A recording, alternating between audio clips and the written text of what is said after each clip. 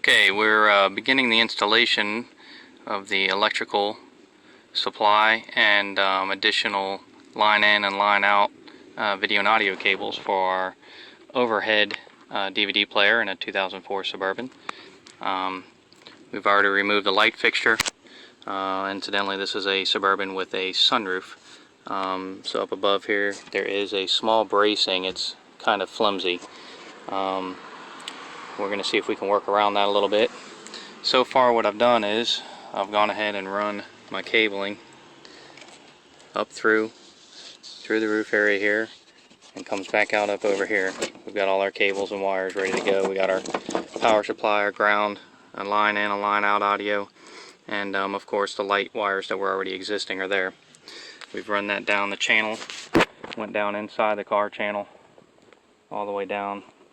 This pulls off here, came out the bottom, and what I propose to do is to run those wires more than likely underneath the carpeting here, and I'll come some kind of a grommet here and just come out under the carpet and leave those wires accessible for any future components we'd like to plug in to display throughout the vehicle. I've made up a brace plate. It's just a piece of 1/4 inch plywood. I've cut a notch in it for the one side for the wires, kind of rounded it out. It's approximately 6 inches wide by about 10.5 inches long. And what we propose to do is we're going to put this, it exactly fits up in that cavity. I'm going to slide that up in there, work it a little bit. Now that's up in there. We'll go ahead and pull our wires back down out of the way. Make sure we got all of them. There's the original light wire for the overhead from the manufacturer, from the car. And then we've got our additional, I got an additional line out with audio and video, and then I've got an additional, just a single audio and single video. In case I want to hook it up to another external screen.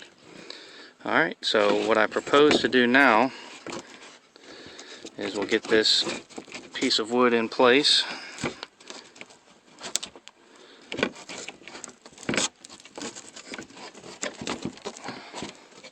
There we go.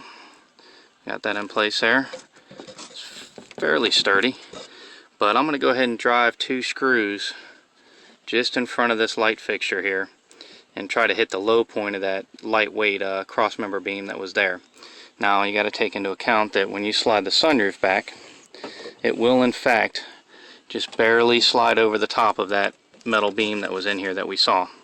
So we can't have any screws projecting above that metal beam. That's why I'm going to try to catch it into the low point. I've already made my indicator where the center of that cross beam is, and we're going to drill 2 small pilot holes up into that, and I'm going to drive 2 screws into it. That should give me the additional added support for this unit. And then we'll come back and we'll screw this plate. This is the plate from the DVD, overhead DVD manufacturer, and I've marked it so I know which is the front and which is the bottom side, so everything will line back up. And what we'll do is this plate, I've aligned it so I can get 2 holes right here, 1, 2, and then put another 2 screws there, and that'll catch that piece of wood that we just made to go up in the roof line. And we'll have to see, hopefully that's enough to support the weight of this. This is a 13-inch TVIEW model overhead DVD player that we're installing.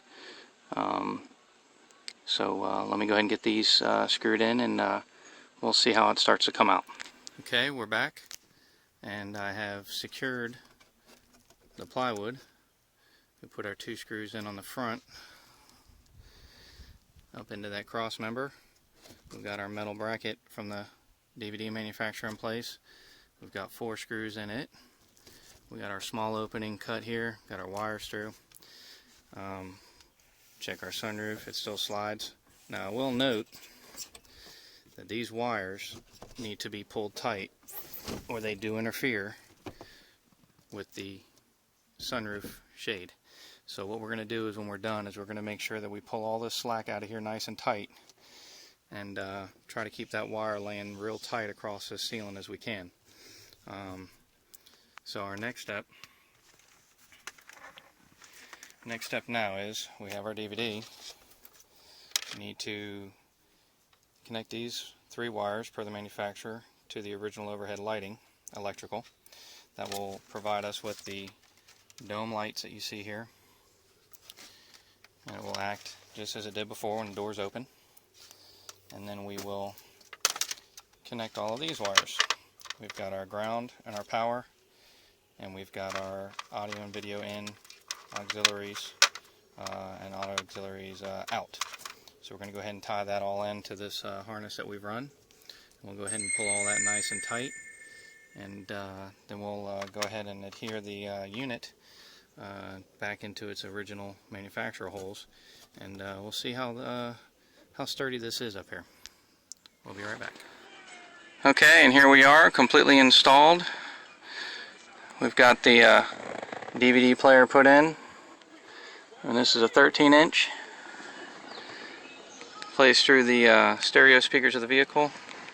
We've put back all the door trim and moldings. We actually ran the power supply up underneath the front, across under the dash, and into the fuse panel, and found an accessory on fuse. And we're good to go. The kids will be happy. That concludes our project.